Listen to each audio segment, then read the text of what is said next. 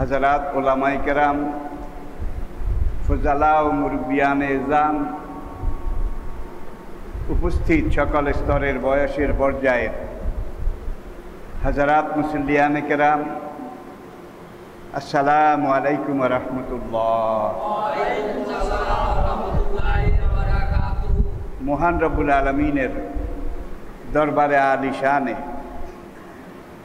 মহান রব্বুল আলামিনের বারগাহে রহমতের কাছে, মহান রব্বুল আলামিনের শাহী দরবারে হাজারো লাখো অনন্ত অযুত কোটি শুকরিয়া আদায় করছি, শুকরগুজারি করছি সেই মহান রবের দরবারে, যিনি এক সপ্তাহ পরে আজকেও আবার আমাদেরকে ইয়ামুল জুমায়,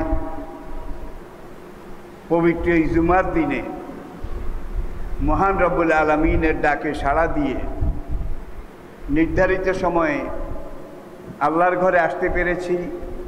যিনি আসার মতো তৌফিক, সৌভাগ্য, মন মানসিকতা, উৎসাহ, উদ্দীপনা এবং আসার মতো সেহেত, তন্দুরুস্তি, সুস্থতা আমাদেরকে দান করেছেন, তার দরবারে শুকরিয়া আদায় করি। সবাই পড়ুন আলহামদুলিল্লাহ। আজকে আমরা জুমার এই খুতবা আলোচনা করব তাওহীদ সম্পর্কে, যার বাংলা অনুবাদ প্রতিশব্দ মহান রব্বুল আলামিনের একত্ববাদ, আল্লাহর একত্রবাদ। তিনি এক একক, চিন্ময়, অব্যয়, অরূপ, অতুল, কালজয়ী, চিরন্তন, সেই মহান সত্তা, যিনি অদ্বিতীয়, যিনি কাউকে জন্ম দেননি, কারো থেকে তিনি জন্মও নেননি। লাম ইয়ালিদ ওয়ালাম ইউলাদ ওয়ালাম ইয়াকুল লাহু কুফুয়ান আহাদ। তার সমকক্ষ এই বিশ্ব চরাচরে অপর কেউ নেই। আছে নাকি? আদম থেকে শুরু করে আমাদের নবী সরকারে দো আলম, তাজদারে মদিনা, সৈয়দুল মুরসালিন, খাতামুন নবিয়্যিন, ইমামুল মুত্তাকিন, ইমামুল মুরসালিন, রাসূল রাব্বিল আলামিন, আকায়ে নামদার, শাফিয়ে মাহশার, সাকিয়ে কাউসার, ইহা এবং পরকালের কর্ণধার, মদিনার তাজদার হুজুর নবী করিম সাল্লাল্লাহু আলাইহি ওয়াসাল্লাম পর্যন্ত।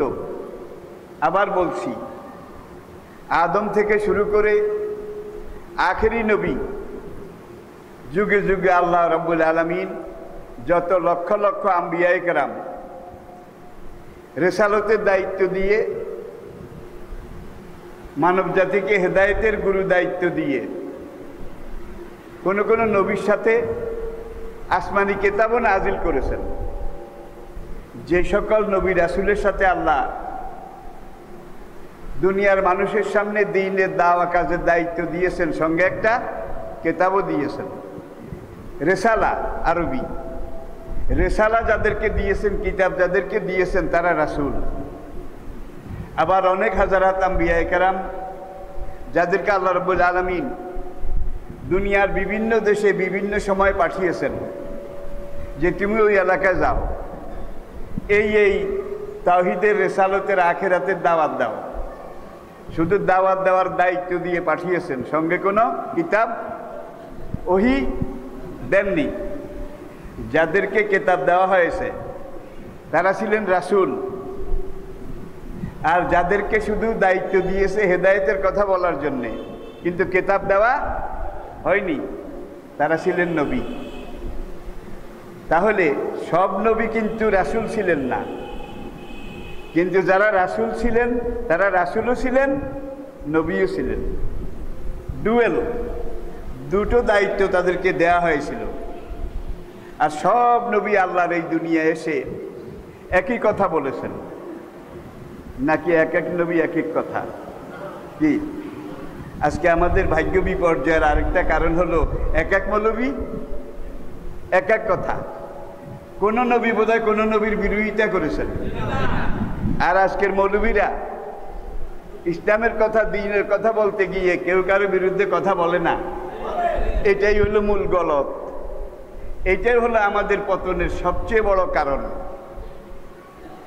নবীদের মধ্যে কোনো হিংসা ছিল না, বিদ্বেষ ছিল না, কিন্তু আমরা যারা আজকে নায়েবে নবী, নায়েবে রাসূল, আমাদের ভিতরে সব আছে, যার জন্য আমরা দাওয়াতি কাজ করি, কিন্তু কাজের সেই বরকত, সেই ফলাফল, সেই রেজাল্ট, সেই পজিটিভ নতিজা এটা পাওয়া যায় না, দেখাও যায় না।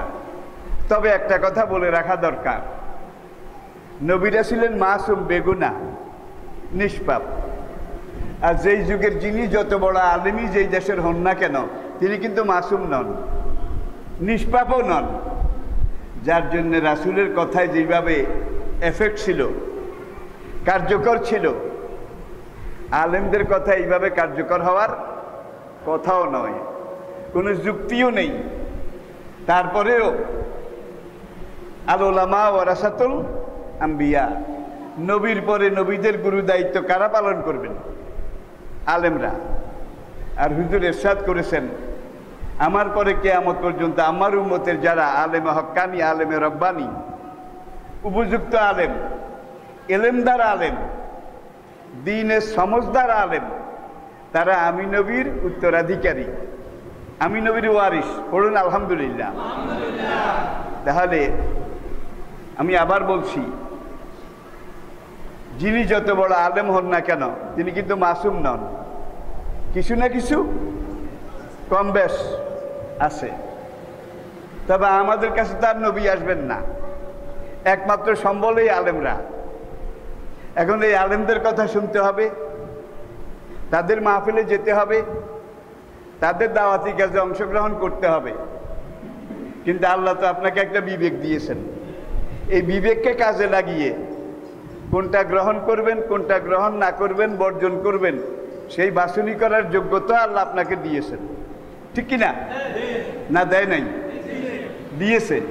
তাইলে যাচাই বাছাই করে যেগুলো পজিটিভ সেগুলো আমরা গ্রহণ করব, আর যেগুলো নেগেটিভ সেগুলো আমরা গ্রহণ করব না। নবীদের কথা ছিল সব পজিটিভ, আর আলেমদের কথা কিন্তু সব পজিটিভ নয়, কারণ আলেমরা নবী নন। তো যা আছে, ওলামায়ে কেরাম, তাদের মাহফিলে যেতে হবে, তাদের দাওয়া কাজে অংশগ্রহণ করতে হবে। কালা রাসূলুল্লাহ সাল্লাল্লাহু আলাইহি ওয়াসাল্লাম, মান জালাসা মা'আল আলিমি সাআতাইনি, যে ব্যক্তি তার জমানার একজন ভালো আলেমের সামনে দুই দণ্ড বসলো, ও সামিয়া মিনহু কালেমাতাইনি, আর ওই আলেম সাহেবদের মুখে দ্বীনের দুইটা কথা শুনলো, ও সাল্লা মাহু রাকাতাইনি, আর ওই আলেমের সাথে একই মজলিসে, একই জামাতে একত্রিত হয়ে 2 রাকাত সালাত আদায় করলো, ও আকালা মাহুল লুকমাতাইনি, আর ওই আলেম সাহেবের সাথে একই মজলিসে বসে 2 লুকমা খানা খেলো। তাহলে আমি আবার বলছি, আলেমদের মজলিসে গেল, আলেমের মুখে 2টা কথা শুনলো, আলেমের সাথে একই জামাতে 2 রাকাত সালাত আদায় করলো, আলেমের সাথে একই মজলিসে বসে 2 লুকমা খানা খাইলো, আতাহুল্লাহু বিহি জান্নাতাইনি, এর বিনিময়ে আল্লাহ পাক আখিরাতে হাসরের ময়দানে তাকে 2টা জান্নাত দান করবেন। মিসলুহু কামিসলি হাযিহি দুনিয়াতাইন, যার এক একটা জান্নাত এই দুনিয়ার 2টা দুনিয়ার সমান হবে। তাইলে আলেমদের মজলিসে যাওয়া দরকার কিনা? কথা শোনা দরকার কিনা? এটা আপনারা এখন থেকে যতদিন আছেন, যতদিন বাঁচেন, আপনাদেরকে যদি রেকটিফাইড হতে হয়, পরিশুদ্ধ হতে হয়, তাহলে আলেমদের কথা শোনা ছাড়া, আলেমদের সাথে সম্পর্ক রাখা ছাড়া, আলেমদের সাথে মহব্বত করা ছাড়া জান্নাতে যাওয়ার আর কোনো উপায় আছে? অনেক মানুষ আল্লাহ মাফ করে দেবেন হাসরে। এই জন্যে আলেমদের সাথে তার ভালো সম্পর্ক ছিল। আবার অনেক নামাজি রোজাদার দিনদার আল্লাহ তাকে জাহান্নামে নিয়ে যাবেন এই কারণে সে যত নামাজ রোজা বন্দি করেছে তার যুগের আলেমদেরকে গালি দিয়েছে। এরকম লোক আমাদের সমাজে নাই? আছে। তাহলে আমাদেরকে বুঝতে হবে আলেম সে হাজারো খারাপও যদি হয় জাহেলের চাইতে ভালো, ঠিক কিনা বলেন? কোনো আলেম কোনো পাপ করলে সেটাকে গুনাহ মনে করে, আর গুনাহ মনে করে যদি গুনাহ করে তওবা করলে আল্লাহ মাফ করে দেন। আর জালেম জাহেল এরা পাপ করে কিন্তু এটাকে গুনাহ মনে করে না। কি তাইলে পার্থক্য হলো কি না? আলেমে জানে আমি আল্লাহর হুদুদুল্লাহ ডিসিপ্লিন ব্রেক করতেছি, এটা না যায়, হারাম, সহজে করে না। যদি করে রিপুর তাড়নে করার পরেই আবার তওবা করে, ঠিক কিনা বলেন? কিন্তু আমন্না জাহেল যাদের দ্বীনি ইলম নেই তারা পাপ তো করে এটাকে হারাম মনে করে না। এটাকে মনে করে কি? নো চিন্তা ডু ফুর্তি, নো চিন্তা। হারাম কাজকে হালাল মনে করে যারা করে সঙ্গে সঙ্গে কাফের হয়ে যায়। আমি কি বুঝাতে পেরেছি? আসুন এবার আল্লাহ রাব্বুল আলামিন এক, কুল হু আল্লাহু আহাদ, তিনি এক। আল্লাহুস সামাদ, তিনি বেনিয়াজ, অমুখাপেক্ষী, কারো কাছে ঠেকা নন। লাম ইয়ালিদ ওয়া লাম ইউলাদ, তিনি পিতাও নন, তিনি কারো সন্তানও নন। ওয়ালাম ইয়াকুল লাহু কুফুয়ান আহাদ, তার সমকক্ষ সমতুল এই বিশ্ব চরাচরে অন্য কেউ নেই। আল্লাহু লা ইলাহা ইল্লাহু আল হাইয়ুল, সবসময় আপনারা পড়েন আয়াতুল কুরসি। আল্লাহ লা ইলাহা ইল্লাহু, তিনি ছাড়া কোনো ইলাহ, কোনো মাবুদ, কোনো খালেক, কোনো মালেক, কোনো রাজেক, কোনো জীবনদাতা, মৃত্যুদাতা, হুকুমদাতা, আইনদাতা, বিধানদাতা আল্লাহ ছাড়া কেউ আছে? যে লা ইলাহা ইল্লাল্লাহ পড়লো সে তার জীবনের প্রত্যেকটা ফাংশন আল্লাহ রাব্বুল আলামিনের হাতে সুপর্দ করলো, যে তিনি আমার রব, তিনি আমার সব, ঠিক কিনা বলেন? আবার এমন কিছু লোক আছে যারা আল্লাহরেও মানে, নামাজ কালামও পড়ে, কিন্তু পিসাব আর মরা পীরের দরবারে গিয়ে, ল্যাংটা পীরের দরবারে গিয়ে যে মামু আমার একটা সন্তান দেন, বাবা আমারে এই কাজটা এই জিনিসটা দেন, এরকম বোধহয় নাই? আচ্ছা, দুই নৌকায় যে পাও দেয়, কি গ্রাম বাংলার লোকেরা বলে তার গোয়া ছিঁড়ে যায়, শুনতে একটু খারাপ লাগে, ঠিক কিনা? তাহলে একদিকে আল্লাহরও মানে, আরেকদিকে পীর, মামু, ল্যাংটা, তাদের কাছে রেজেক চায়, চাকরির প্রমোশন চায়।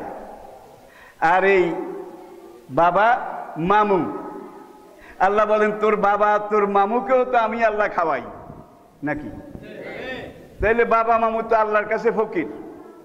আমরা যেমন ফকির তারাও ফকির, ঠিক কিনা বলেন? তাইলে চাইতে হবে কার কাছে? কয়জনের কাছে? তাইলে হাসরের ময়দানে হাদিসে কুদসি কালা রাসূলুল্লাহ সাল্লাল্লাহু আলাইহি ওয়াসাল্লাম, নবীজি এইভাবে বলেছেন, হাসরের দিন একটা লোকের পাপ যদি এত বেশি হয় তার গুনার স্তূপ মেঘের উপরে উঠে গেছে, এত বেশি গুনাহ করেছে।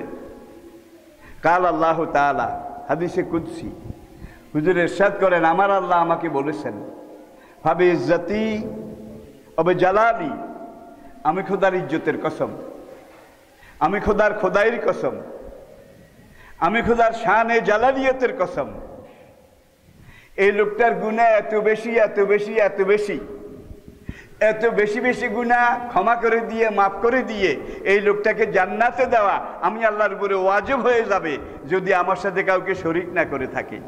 আল্লাহু আকবার, কি সাংঘাতিক কথা রে বাবা।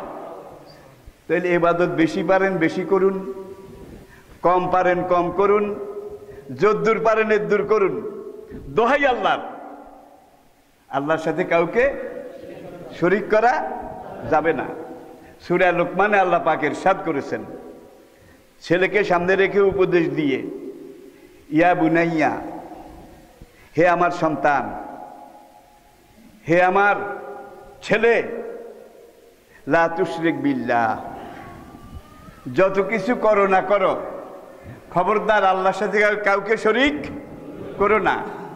ইন্না শিরকা লা যুলমুন আযীম, একজন ব্যক্তি নিজের উপরে যত রকমের জুলুম করে এর মধ্যে সবচেয়ে বড় জুলুম হলো আল্লাহর সাথে কাউকে শরীক করা। ইন্নাল্লাহা লা ইয়াগফিরু আন ইউশরাকা বিহি, আল্লাহ পাক কিছুতেই মাফ করবেন না আন ইউশরাকা বিহি, যারা আল্লাহর সাথে অন্য কাউকে শরীক করে। শিরকের গুনাহ আল্লাহ মাফ করবেন না। ওয়ায়াগফিরু মা দুনা যালিকা লিমান ইয়াশা, শিরকের গুনাহ ছাড়া অন্য যত রকমের গুনাহ করবে আমি আল্লাহ ইচ্ছা করলে সবাইকে মাফ করে দেব, কিন্তু শিরকের গুনাহ মাফ করব না। এখন কেউ বাবার দরবারে যায়, কেউ পীরের দরবারে যায়, কেউ ন্যাংটার দরবারেও যায়, নাকি যায় না? এখন ওই বাবার কাছে গিয়ে, বাবা আমার এইটা দরকার, বাবা আমার এইটা দাও। আবার কোনো কোনো পীর আছে যে মুরিদ গিয়ে পীরকে কিছু নগদ দেয়, নগদ দেওয়ার পরে পীর তার এই বাম দুধের নিচে এখানে হাত দেয়, কাজ হয়ে গেছে, কলব জারি করে দিছে। এরকম পীর বোধহয় নাই।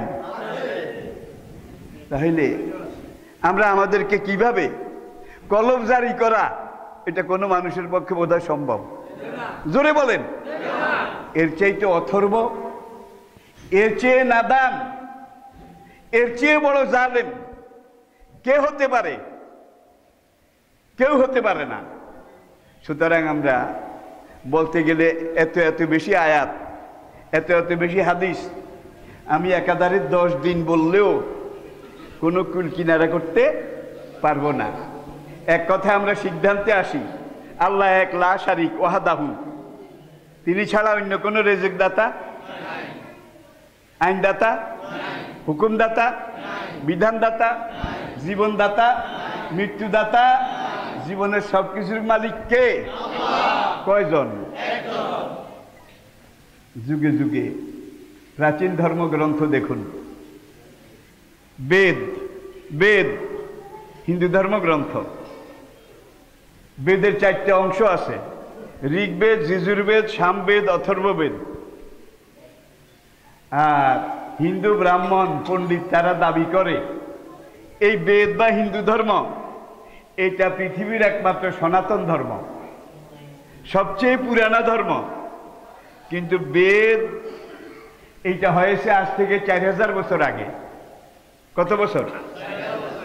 4000 বছর আগে এটা তারা দাবি করে। আদম আলাইহিসসালাতু ওয়াসসালাম প্রথম নবী, এটা আমি আগেও বলেছি। আর আদম আলাইহিসসালাতু ওয়াসসালাম দুনিয়াতে এসেছেন প্রথম মানুষ হিসাবে এবং প্রথম নবী হিসাবে, ঠিক কিনা? তিনি একদিকে মানুষ, আরেকদিকে নবী, ঠিক কিনা বলেন? তিনি একটা দিন নিয়ে এসেছিলেন, তার দিন ছিল লা ইলাহা ইল্লাল্লাহু আদামু শফিউল্লাহ। কি? আদমের পরে উলুল আজম পয়গম্বর, যিনি সবচেয়ে বড় প্রভাবশালী ছিলেন, নূহ আলাইহিসসালাতু ওয়াসসালাম, তিনি এসে বলেছেন লা ইলাহা ইল্লাল্লাহু নূহ নবিউল্লাহ। নূহ আলাইহিস সালামের পরে 10ম পুরুষে, অর্থাৎ নূহ আলাইহিস সালামের পরে 10ম পুরুষ, 10th জেনারেশন, 10ম পুরুষে গিয়ে যিনি উলুল আজম পয়গম্বর ছিলেন, নবী ছিলেন, তার নাম সাইয়েদেনা ইব্রাহিম আলাইহিসসালাতু ওয়াসসালাম। তিনি এসে বলেছেন লা ইলাহা ইল্লাল্লাহু ইব্রাহিম খলিলুল্লাহ। আর আখেরি নবী এসে বলেছেন লা ইলাহা ইল্লাল্লাহু মুহাম্মাদুর রাসূলুল্লাহ। তাহলে লা ইলাহা ইল্লাল্লাহ আল্লাহর যে তৌহিদ, এইটা আদম থেকে আজ পর্যন্ত এক আছে কিনা? তাহলে দুনিয়ার সবচেয়ে প্রাচীন ধর্ম, যেদিন মানুষ এসেছে সেদিন ধর্ম শুরু হয়েছে, নাকি? 4000 বুঝি না, 10,000ও বুঝি না। মানুষ শুরু, নবুয়ত শুরু, মানুষ শুরু, রিসালাত শুরু, ঠিক কিনা বলেন? তাহলে ইসলামের বয়স কত?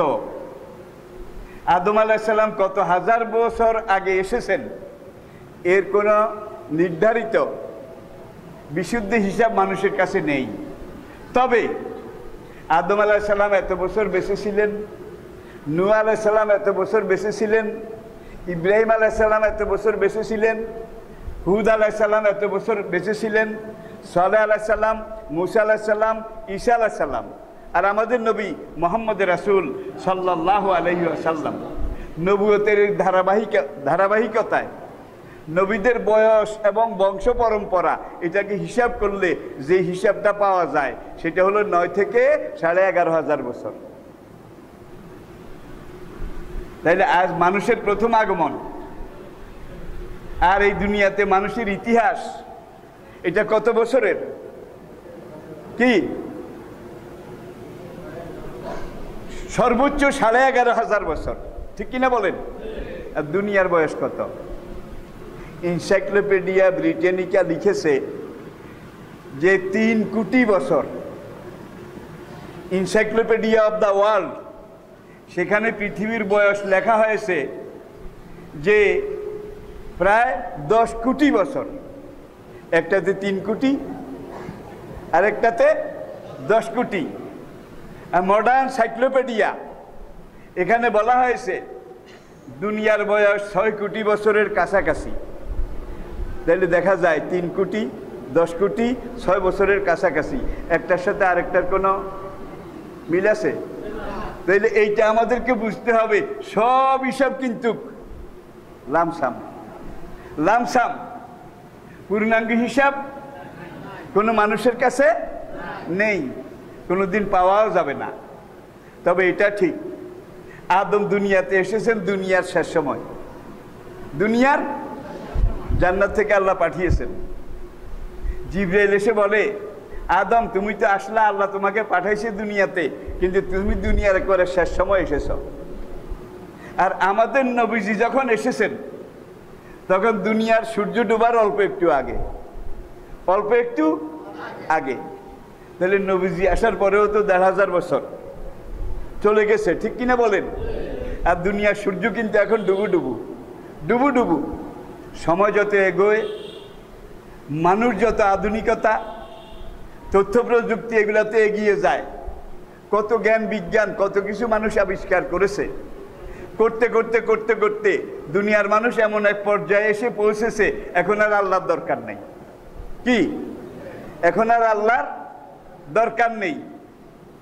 তারা রকেট আবিষ্কার করেছে, মহাশূন্যযান আবিষ্কার করেছে, মহাকাশযান আবিষ্কার করেছে। তবে উড়োজাহাজ বলেন, মহাশূন্যযান বলেন, রকেট স্পেস বলেন, এগুলা বানাতে কি লেগেছে? কি?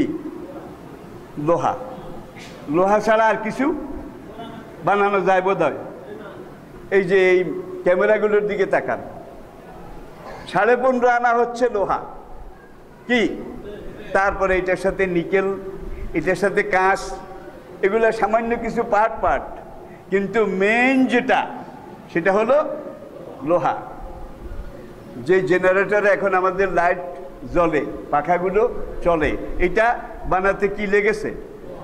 সাইকেল, হুন্ডা, বেবি ট্যাক্সি, এখান থেকে শুরু করে যত বড় বড় গাড়ি ঘোড়া, যানবাহন, যত বড় বড় জাহাজ, যত বড় বড় কলকারখানা, এগুলো বানাতে কি লেগেছে? তাহলে কোরআনে সূরা একটা আছে, ঠিক মাঝখানে সূরা 114 ঠিক মাঝখানে, এই সূরাটার নাম হলো লোহা। আল হাদিদ, আল হাদিদ, দি আয়রন, দি আয়রন। তাইলে আপনি সব কিছু বানাতে পেরেছেন, এইটা করেছেন, এইটা করেছেন। যে লোহা দিয়ে এত কিছু করেছেন, প্রযুক্তি করেছেন, আজকে আল্লাহকে মাইনাস করতেছেন। সেই লোহার মালিক কে? আর লোহাকে গলাতে হলে, নরম করতে হলে আগুন ছাড়া বোধহয় হয়? বলেন, আগুন কে বানিয়েছে? আগুনের মালিক কে? আর লোহাকে আগুনে পুড়ে গরম করে তারপরে কোনোটাকে গোল করে পিঠার মতো বানিয়েছে। এটা ইঞ্জিনের বেয়ারিং হয়েছে নাকি? চাকা ঘুরতে হলে এটা লাগবে। আরেকটাকে গরম করে তারপরে এই গরম অবস্থায় এখান দিয়ে দাঁত দাঁত, এখান দিয়ে কাটা কাটা, এখান দিয়ে এইভাবে বানিয়েছে। এটার নাম ক্রাঙ্ক শিট। Crank sheet. আরেকটা লোহাকে পুড়ে গরম করে এক কিনার একটু চিকন আর এক কিনার মোটা, এখানে একটা ফিটনেস, এটার নাম নজেল। নজেল আর চাক্কার সাথে মূল ইঞ্জিন এটা সম্পর্ক তৈরি করে রাখে যে একটা জিনিস, এটাকে বলা হয় সকেট জবার। কি সকেট জবার? আর ইঞ্জিনটা যেইভাবে চলে যদি দেখতেন, আমি কিন্তু দেখেছি, একজনকে বলেছি, তিনি দেখিয়েছেন। গাড়িটা যখন এইভাবে চলে তখন ওই গাড়ির গতি আর পার্শ্ব পরিবর্তন, এই জিনিসটা যেই একটা লোহার পাত, এমন একটা সূক্ষ্ম লোহা দিয়ে তৈরি, একেবারে চুলের চাইতে সামান্য মোটা, একেবারে চিকন, তারের চাইতে আরো অনেক চিকন। এইটা গিয়ে এই চাক্কার বেয়ারিংয়ের সাথে সকেট জবারের সাথে লেগে চাক্কাকে ঘুরায়।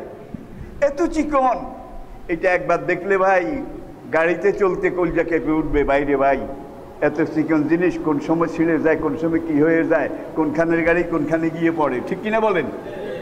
তাহলে আমরা যেই মাথার বুদ্ধি এটা খাটিয়ে লোহাকে গলিয়ে, আল্লাহর দেওয়া লোহা, আল্লাহর দেওয়া আগুন নাকি, আর যেই বুদ্ধি খাটিয়ে আমরা এইটাকে ইঞ্জিন কলকবজা এইভাবে তৈরি করেছি, যেই ব্রেন দিয়ে, এই ব্রেনটা কার তৈরি? আল্লাহর, ঠিক কিনা বলেন? আবার গাড়ি চলতে হলে চাকা লাগে, চাকা এটা বানাতে লোহা লাগে, টিউবেও লাগে, টায়ারেও লাগে। এই রাবার এটা কে তৈরি করেছে? আজকে নাইলন বলেন, রবার বলেন, জিনিস কিন্তু এক। তাহলে আগুনও আল্লাহর, লোহাও আল্লাহর, প্রযুক্তি সবকিছু আল্লাহর। যেই ব্রেন দিয়ে আমরা এগুলোকে কাজে লাগিয়েছি সেগুলো আল্লাহ। যারা এত কিছু করে আল্লাহকে লাপাত্তা, আল্লাহর আর কোনো দরকার নাই, পাত্তা নাই, আল্লাহ ছাড়াই আমাদের চলে, এটা বলে আজকে বাহাদুরি করছে। কেউ নাস্তিক হচ্ছে, কেউ আল্লাহকে বিভিন্নভাবে গালি দিচ্ছে, সমালোচনা করছে। আপনারা দেখেছেন কিনা ফেসবুকে একটা যুবক কোরআন শরীফের উপরে 2 পাও দিয়ে এইভাবে উঠেছে, উঠে আল্লাহকে গালাগালি, আল্লাহকে গালাগালি। আরে বেটা, তুই কদ্দুর শেয়ানা, তোর চাইতে ফেরাউন আরো 1000 গুণ সাড়ে শেয়ানা ছিল, নমরুদ ছিল আরো শেয়ানা, ঠিক কিনা বলেন? জাম যখন পাকে এটাকে একটা পাত্রের মধ্যে নিয়ে লবণ দেয়, মরিচ দেয়, দেওয়ার পর আরেকটা ঢাকনা দিয়ে যখন এইভাবে বানানো শুরু করে, জামের 12টা বেজে যায়, ঠিক কিনা বলেন? কাউমে লুত, কাউমে আদ, কাউমে সামুদ, কামিন কারিয়াতিন হালাকনাহা ওহিয়া খাবিয়াতুন আলা উরুশিহা। কত যুগে কত কম যারা এইভাবে যখন মাথা তুলে আল্লাহকে অস্বীকার করেছিল, তাদেরকে আমি জাম বানিয়েছি। বানায় নাই বোধহয়, বানায় নাই বোধহয়। কোন যুগে কোন জালেম শক্তি, ফেরাউন বলেন, নমরুদ বলেন, সাদ্দাত বলেন, আবু জেহেল বলেন, উতবা বলেন, ওলীদ বলেন, তাদের শক্তি অনেক বেশি ছিল সেই যুগে, কিন্তু বেলালের কোনো শক্তি ছিল না। ছিল? আমার ইবনে ইয়াসিরের কোনো শক্তি ছিল না, বেচারার গরিব নিঃস্ব, কিন্তু একটা শক্তি ছিল, লা ইলাহা ইল্লাল্লাহ শক্তি। এই লা ইলাহা ইল্লাল্লাহ শক্তি দিয়ে তারা যখন রুখে দাঁড়িয়েছিলেন, আবু জেহেল খড়কুটার মতো ভেসে গেছে। মুসা যখন তার লোকদেরকে নিয়ে এইভাবে দাঁড়িয়েছেন, ফেরাউন খড়কুটার মতো ভেসে গিয়েছে, ঠিক কিনা বলেন? কোন যুগে কিন্তু বাতিল যত রকমের কিছু করেছে বলেছে, সত্যের সামনে দাঁড়িয়ে থাকতে পারেনি। সত্যের প্রাণ জোয়ার যখন এসেছে, তখন তাদের পরিকল্পনা ভেসে গেছে, তারা নিজেরাও ভেসে গেছে, ঠিক কিনা বলেন? ফেরাউন ছিল একজন, আজ থেকে প্রায় 5000 বছর আগে। কিন্তু ফেরাউনের বিবি আসিয়া, তিনি মুসলমান ছিলেন। ফেরাউনের মেয়ে একেবারে কচি, সেও মুসলমান ছিল। ফেরাউনের অর্থমন্ত্রী অর্থমন্ত্রীর বউ, সেও মুসলমান ছিল, তাহলে আসিয়াও নারী, ফেরাউনের মেয়েটাও নারী, আর ওই অর্থমন্ত্রীর বউটাও নারী। সেখানে দাওয়াত দিয়েছে একজন, তিনি মুসা আলাইহিস সালাম। আপনারা ইতিহাস জানেন, ইতিহাস বলার সময় আমাদের কাছে নেই।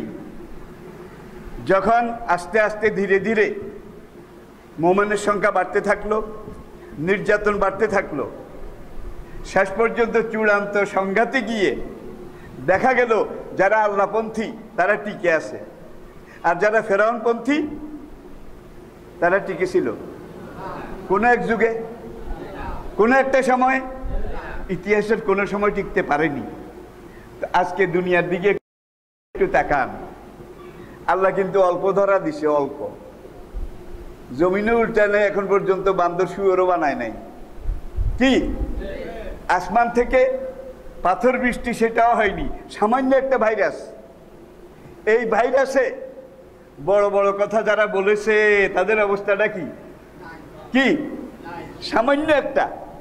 এখন পুরা দুনিয়ার অবস্থা টাইট, পুরা দুনিয়াটা হাসরের মাঠ হয়ে গেছে। আজকে বাবাকে ফেলে রেখে ছেলে পালিয়ে যায়, স্ত্রীকে রেখে স্বামী পালিয়ে যায়, ঠিক কিনা? মাকে রেখে সন্তানরা পালিয়ে যায়। আর আল্লাহ বলছেন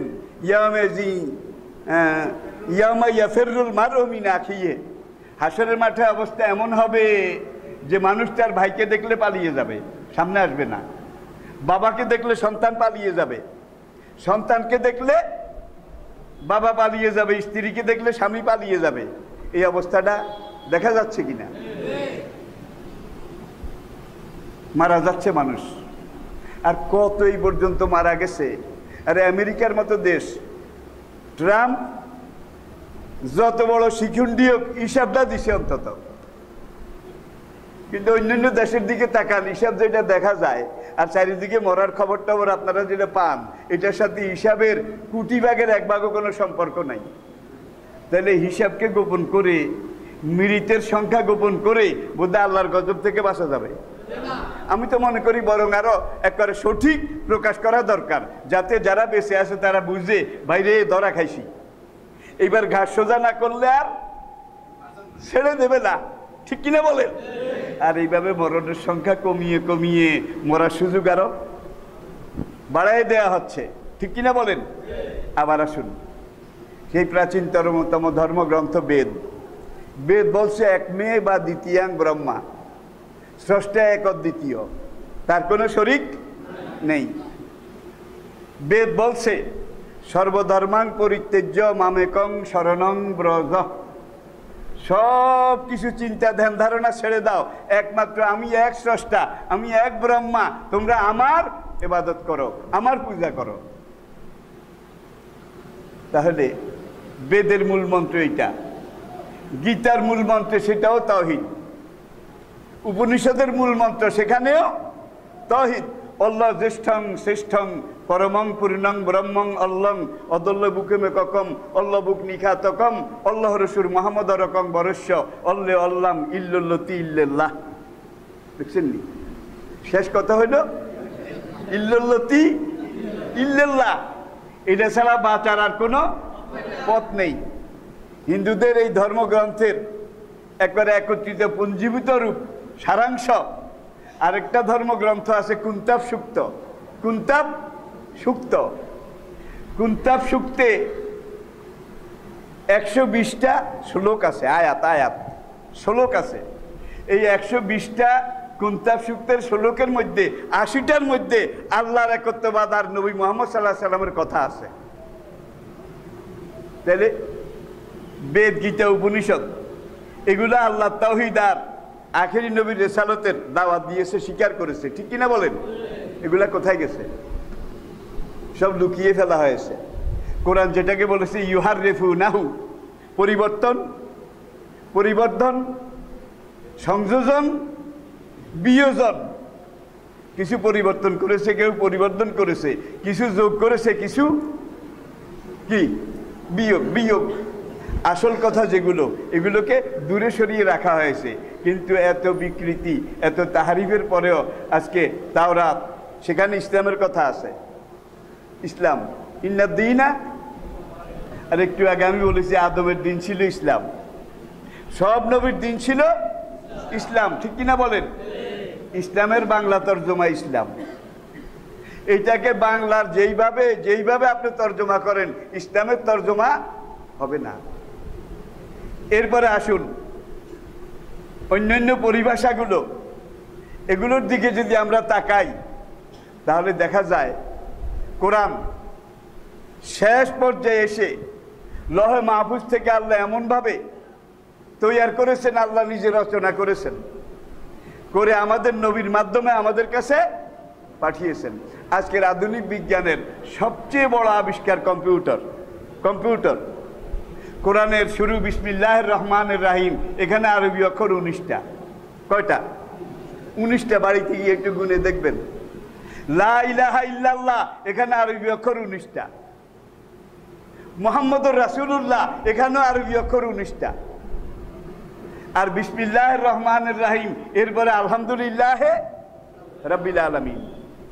এই বিসমিল্লাতে যতগুলো অক্ষর আছে আর এই অক্ষরগুলার গাণিতিক মান যেই অক্ষরের যেটা আছে, এরপরে আলহামদুলিল্লাহ রাব্বিল আলামিন, এই আয়াতে, প্রথম আয়াতে যতগুলো অক্ষর আছে অক্ষরগুলার যোগফল আর অক্ষরগুলার গাণিতিক হিসাব, এগুলা যোগ করলে ওই বিসমিল্লাহির রহমানির রহিমের 19 অক্ষরের 19 দিয়ে ভাগ করলে মিলে যায়। এইভাবে কোরআনের প্রত্যেকটা সূরা, প্রত্যেকটা আয়াত আজকে কম্পিউটার হিসাব করে দেখেছে সবগুলা 19-এর খাজে, 19-এর ভাজে, 19-এর ক্যাটাগরিতে এমনভাবে রচনা করা হয়েছে। এমন কোনো আয়াত, এমন কোনো সূরা, এমন কোনো মুকাত্তার, এমন কোনো কিছু নাই যেগুলা 19-এর ছকে বন্দী নয়, আটকা নয়। তাইলে এই কোরআন যিনি রচনা করেছেন তিনি কত বড় মহাপণ্ডিত, কি তিনি কত বড় মহাজ্ঞানী, তিনি কত বড় হাকিম। আর এই 19-এর ছকে যদি আল্লাহ কোরআনকে বেঁধে না দিতেন, মক্কার লোকেরা কোরআনের মতো কোরআন বানাইতে চেয়েছিল, কিন্তু 19-এর দ্বারের কাছেও যায় নাই। যত যুগে যারা চেষ্টা করেছে পারেনি। আসুন আবার আজকের জন্য এটা আমাদের শেষ কথা। আসলে তাওহীদ এটা একটা মহাসমুদ্র, একদিনের আলোচনায় কুল কিনারা পাওয়া এটা সম্ভব নয়। তো আমরা আজকে মোটামুটি জানলাম সব নবীর দিন ছিল ইসলাম, নাকি? সব নবীর দাওয়াত ছিল তাওহীদ। এক মে বা দ্বিতীয়াং ব্রহ্মা, বেদের কথা বলছি আবার।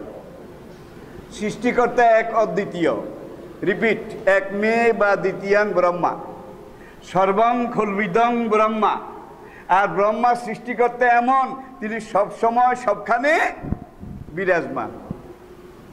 তাহলে এই যে সংজ্ঞা, এটা কার জন্য খাটে?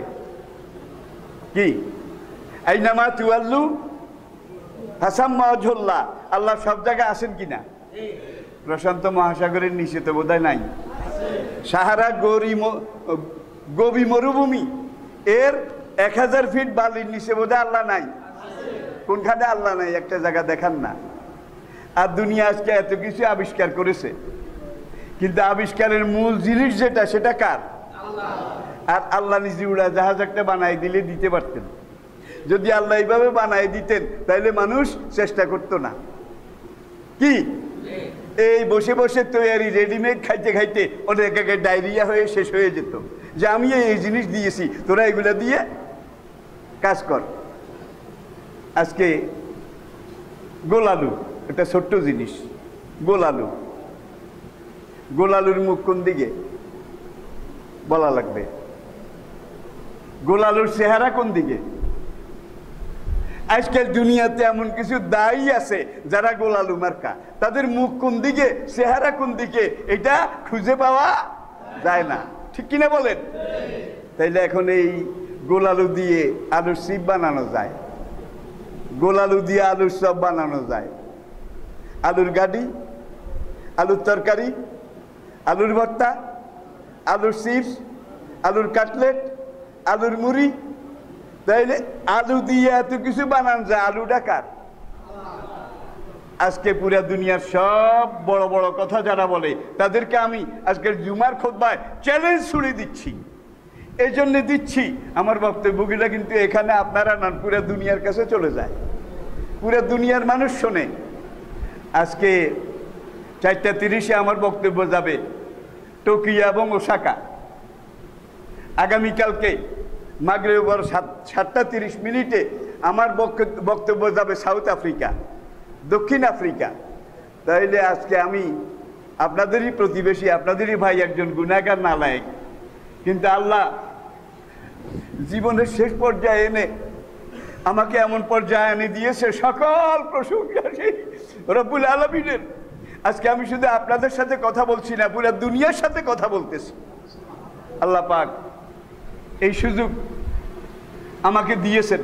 আর আমার কথার মধ্যে যদি কোনো 2 নম্বরই কোনো কিছু পাওয়া যাইতো, ভাই আজকে যে ফেসবুক আমার দিকে কিভাবে কি, আলহামদুলিল্লাহ আলহামদুলিল্লাহ, মানক আর না মানক সবাই স্বীকার করে বেটার কথা ঠিক, বেটার কথা ঠিক, কিন্তু আমার কোনো এলেম নাই। আমার একটাই পুঁজি, আল্লাহ আমার সৃষ্টিকর্তা, মুহাম্মদ সাল্লাল্লাহু আলাইহি ওয়াসাল্লাম আমার, আল্লাহু গায়াতুনা ওর রাসূলু জাইমুনা ওল কুরআনু দালিলুনা ওল জিহাদু সাবিলুনা। আল্লাহু গায়াতুনা, আল্লাহ আমাদের উদ্দেশ্য, আল্লাহই যাওয়ার লর্ড অলমাইটি। ওর রাসূলু জাইমুনা, রাসূল আমাদের নেতা, রাসূল আমাদের সেনাপতি, রাসূল আমাদের কমান্ডার ইন চিফ। আর কমান্ডার ইন চিফের কমান্ড মতোই কিন্তু পুরা সেনাবাহিনী চলা লাগে কিনা। এখন কমান্ডার ইন চিফ কমান্ড করেছে এই, আর আমরা কেউ যাই ডান দিকে, কেউ যাই বাম দিকে, কেউ শুয়ে থাকি। উম্মতের অবস্থা এরকম কিনা বলেন? তাহলে কমান্ডারের কমান্ড কোথায় আর উম্মতের অবস্থান কোথায়? এরপরেও যদি আল্লাহ এই করোনা ভাইরাস, ডেঙ্গু ভাইরাস না দেয়, তাহলে দেবে কখন? আল্লাহ রাব্বুল আলামিন আমাদেরকে যে বিবেক দিয়েছেন, যে অবস্থান দিয়েছেন, আসুন আমরা সবাই আল্লাহর তৌহিদকে মেনে নেই। রাজি আছেন? বলবেন যে তাওহীদকে মানি না, এরকম লোক এখানে আছে নাকি? ভাই এরকম একবারে কট্টর নাস্তিক হয়তো নাই, কিন্তু এমনও আছে যে আল্লাহর কাছেও রিজিক চায়, বাবার কাছেও চায়। কি আমার যদি এই নিয়তটা পুরা হয়, তাহলে বাবার দরবারে সিন্নি দেব, এরকম লোক বোধহয় নাই। আমার এই নিয়তটা, কাজটা যদি পুরা হয়, তাহলে আমি আজমির শরীফ যাব, এরকম বোধহয় নাই। সাহারান শরীফ যাব। আল্লাহর কসম কোন শরীফে কাজ হবে না, এক শরীফ, এক পথ, একই মঞ্জিল, সেটা হলো আল্লাহর তাওহীদ আর আমাদের নবীর রিসালত। এই তাওহীদ এবং রিসালত, এই দুইটাকে যদি আমরা মেনে নিতে পারি, তাহলে উই আর পারফেক্ট মুসলিম, তাহলে আমরা সত্যিকার মুসলমান হব। আর তাওহীদ রিসালত সঠিকভাবে, পূর্ণভাবে যদি মেনে নিতে না পারি, তাহলে আমরা হয় মুনাফিক হব, নয় কাফের হব, নয় নাস্তিক হব। ঠিক কিনা বলেন? তবে দুনিয়ার মানুষের অবস্থা বেশি ভালো বুঝি না। প্রথম ঠেলায় একটু কান্নাকাটি শুনে গেছিল, এখন কিন্তু কান্নাকাটিও কমে গেছে, বলতে গেলে নাই। ঠিক কিনা বলেন? কিন্তু যেই ধরা দিছে, ঘাট সোজা যদি হয় তাহলে হয়তো আল্লাহ কনসিডার করবেন, আর ঘাট সোজা যদি না হয় তাহলে এই করোনা কতদিন থাকবে? এখন 1920 চলতেছে, আগামী 21 সাল কেমন হবে এটা আল্লাহ ছাড়া কেউ বলতে পারে না। আমাদের কত ভাই, কত বাংলাদেশি হাজার হাজার বিদেশে মারা গেছে, একজনকেও দেশে আনা হয় নাই। আর বিদেশে তার কবর নসিব হয়েছে কিনা, নাকি আগুন দিয়ে জ্বালাইয়া দিছে, আমরা কেউ বলতে পারবো না। ঠিক না বে? ঠিক না? ওর ছেলেরা আসছে আমার কাছে, আমি বলবো। আমাদের পাইকের বাড়ি আনারুল্লাহ, তার বড় ছেলে শহীদ, শহীদের সাথে কিন্তু আমার একটা ভালো সম্পর্ক ছিল। আমাকে খুব ইজ্জত করতো, আদর করতো, আসলে দেখা করতো। সৌদি আরবে ছিল, আপনারা জানেন। সেখানে এই অসুখে মারা গেছে। আজকে নাকি তাকে সেখানে দাফন করা হবে। আরে ছেলেরা বাবার লাশটাও তো পাইল না, স্ত্রী পুত্র পরিজন লাশটা দেখতেও তো পেল না, নিজের হাতে দাফনও করতে পারলো না।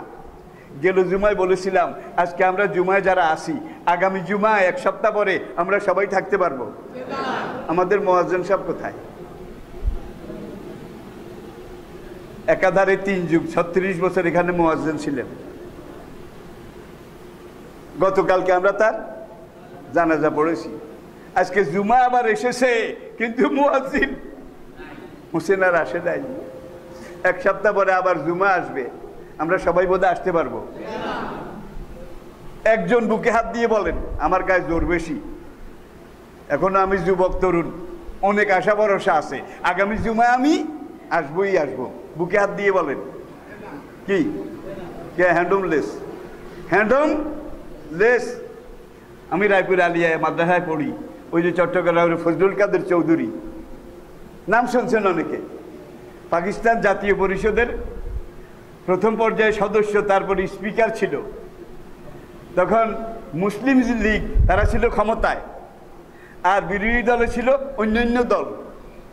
তখন বিরোধী দল এমন এমন কিছু সদস্য এমন এমন কথা বলেছে, এমন এমন কথা যেগুলোয় ফখা চৌধুরী খুব রাগ হয়ে গেছে। চট্টগ্রাম সিলেটের লোকের একটা এই খাসিয়ত, নর্মাল সময় শুদ্ধ বাংলা বলতে পারে, আর যদি একটু রাগ হয়, অ্যাবনর্মাল হয়, তখন আর শুদ্ধ বাংলা আসে না।